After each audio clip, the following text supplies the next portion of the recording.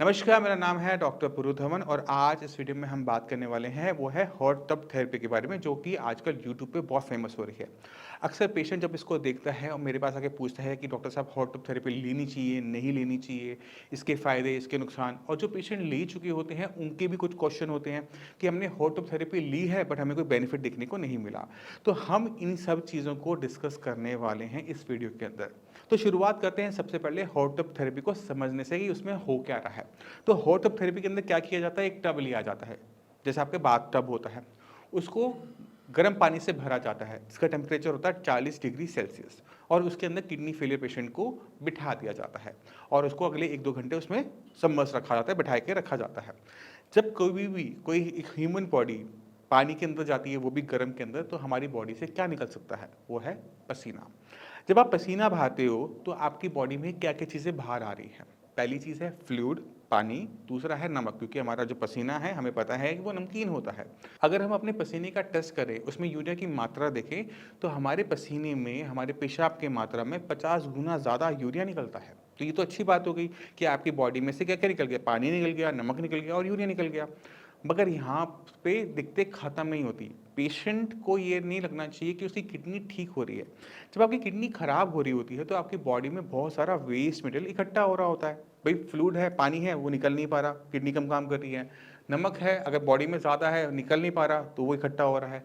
और यूरिया और क्रिएटिनिन भी इसी तरीके से इकट्ठे हो रहे होते हैं। तो जब हम पानी में बैठे तो 3 चीज़ें निकल गई, कम हो गई हमारे शरीर के अंदर, पानी, नमक और यूरिया। तो जब ये चीज़ें बॉडी से बाहर चलती है तो सूजन उतर जाती है, जो आपके पैरों में सूजन आ रही है, चेहरे पे सूजन आ रही है, वो उतर जाती है, क्योंकि पानी, एक्सेस पानी जो था पसीने के रास्ते बाहर चला गया। यूरिया की मात्रा में हम डिप देखते हैं रिपोर्टों के अंदर भी कि 10-15 पॉइंट तक वो नीचे चला जाता है। बट सवाल यहाँ पे ये उठता है, क्या क्रिएटिनिन भी बाहर चला जाता है? तो आंसर है नहीं। क्रिएटिनिन का जो मॉलिक्यूल होता है वो यूरिया के मुकाबले बड़ा होता है, कॉम्प्लेक्स होता है। तो जब हम पसीना बहाते हैं तो वो जो क्रिएटिनिन का मॉलिक्यूल है वो बाहर नहीं जा पाता। इसी वजह से पेशेंट ये कंप्लेंट करता है कि हमने हॉट टब थेरेपी ली और हमें इसका फ़ायदा देखने को नहीं मिला, क्योंकि वो सिर्फ देख रहा था क्रिएटिनिन, उसने नहीं देखा क्या, यूरिया।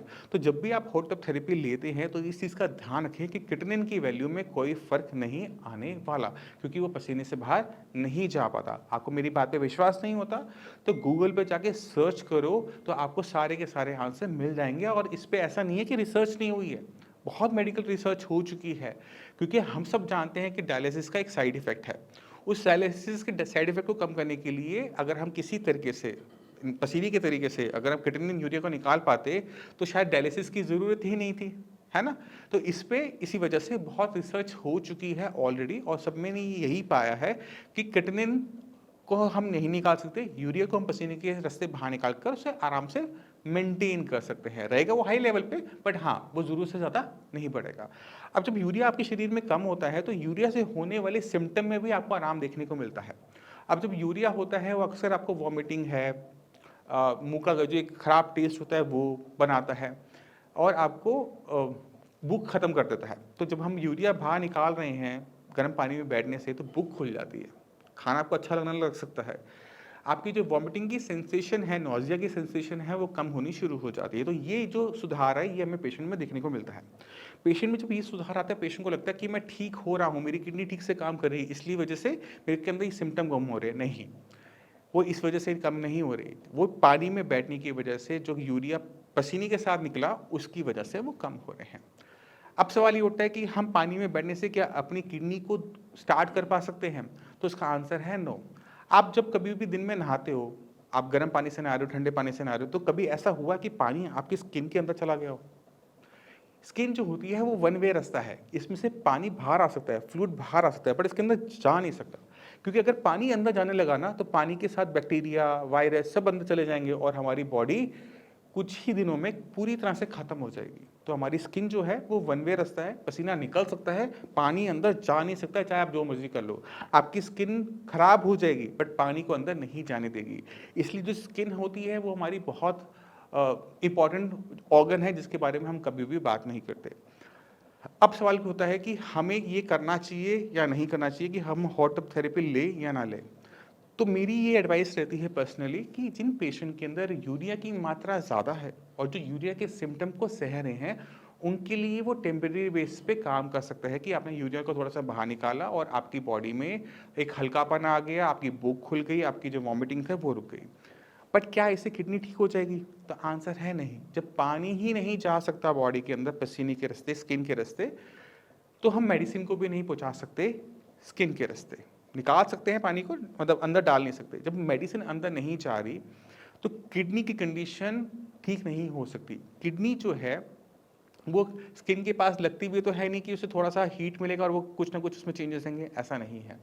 जो हमारी किडनी होती है वो फैट से सराउंडेड होती है और डीप सीटेड होती है थोड़ी सी, कि वहाँ पर पानी का, जो हम पानी ले लो, प्लेन पानी ले लो, चाहे उसमें मेडिसिन डाल के ले लो, वो वहाँ तक नहीं पहुँच सकता। किडनी जो आपकी ख़राब हो रही है उसके पीछे मैं कह सकता हूँ कि 80% चांसेस है कि बीपी और शुगर ही कारण है। अगर बीपी और शुगर से आपकी किडनी खराब हो रही है तो पानी में बैठने से क्या आपका बीपी शुगर ठीक होगा? नहीं। क्या बीपी शुगर ठीक नहीं हुआ और बीपी शुगर आपका हाई बना हुआ है तो किडनी को नुकसान पहुंचेगा या नहीं? बिल्कुल पहुंचेगा। तो जब हम बीपी शुगर पे कंट्रोल नहीं करते और ये सारे शॉर्टकट ढूंढते हैं चीज़ों का, तो होता ही है कि हम अपने टारगेट से भटक जाते हैं। हमें काम करना चाहिए था अपने बीपी और शुगर पे, जिसकी वजह से किडनी को नुकसान हो रही है, बट हमें कहाँ सोचने लगे कि हमें हॉट टब थेरेपी से हमारी बॉडी में चेंजेस आ जाएंगे, हमें डायलिसिस नहीं करवाना पड़ेगा, हमारी किडनी ठीक हो जाएगी। तो आप भटक जाते हैं और रिजल्ट क्या होता है कि हॉट टब थेरेपी लेते लेते भी क्रिएटिनिन की वैल्यूज़ बढ़नी शुरू हो जाती है। यूरिया नहीं बढ़ता, कम बढ़ता है, बट क्रिएटिनिन बढ़ना शुरू हो जाता है। बीपी शुगर अनकंट्रोल बने रहते हैं क्योंकि पेशेंट को लगता है कि मैं अब तो मैंने ट्रीटमेंट ले लिया, मेरा काम बन गया, मैं जो मर्जी खाऊं, जो मर्जी पीऊँ, जो मर्जी चाहूँ मैं वो कर सकता हूँ क्योंकि मैं तो हॉट टब थेरेपी ले रहा हूँ। और ये सबसे बड़ी गलतियों में से साबित होता है किसी भी किडनी फेलियर पेशेंट के लिए। तो आप हॉट टब थेरेपी को आप लीजिए, बट सोच समझ के लीजिए। यूरिया बढ़ा हुआ है, यूरिया के लिए वो बहुत बेनिफिशियल है। आपके ब्लड प्रेशर को कम करने में भी वो हेल्प कर सकता है, बॉडी में से नमक को निकाल के। अगर बॉडी में स्वेलिंग हो रही है, पानी भर रहा है, तो उस पानी को निकालने में भी ये हेल्पफुल होता है। इसको दो तरीके से कर सकते हो, या तो गर्म पानी में बैठ के या फिर स्टीम को लेके, सोना बात जैसे हम बताते हैं।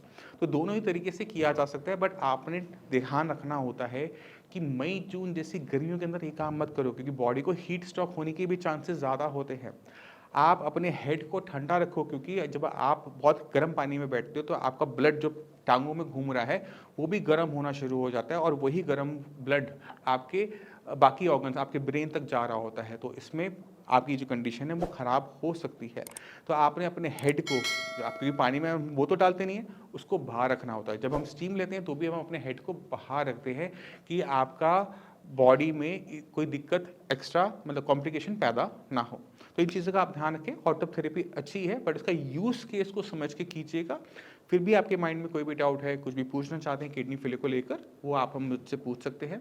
बहुत सारी वीडियो बना रखी है मैंने इस चैनल पे, जिसमें हम किडनी क्यों ख़राब होती है, किस वजह से ख़राब होती है, अगर हमने इस पर काम करना है तो हम कैसे काम कर सकते हैं, ये सब कुछ मैंने बता रखा है इस चैनल के ऊपर। एक एक करके वीडियो देखो, समझो अपनी कंडीशन को, अपनी किडनी को। जब जिन आपने अपनी किडनी को समझना शुरू कर दिया और किडनी को किस चीज़ से नुकसान हो रहा है उसको समझना शुरू कर दिया, तो काफ़ी हद तक तो बीमारी वैसे ही सॉल्व हो जाती है क्योंकि आपको पता लग जाता है कि मुझे बीपी पे काम करना है, मुझे शुगर पे काम करना है।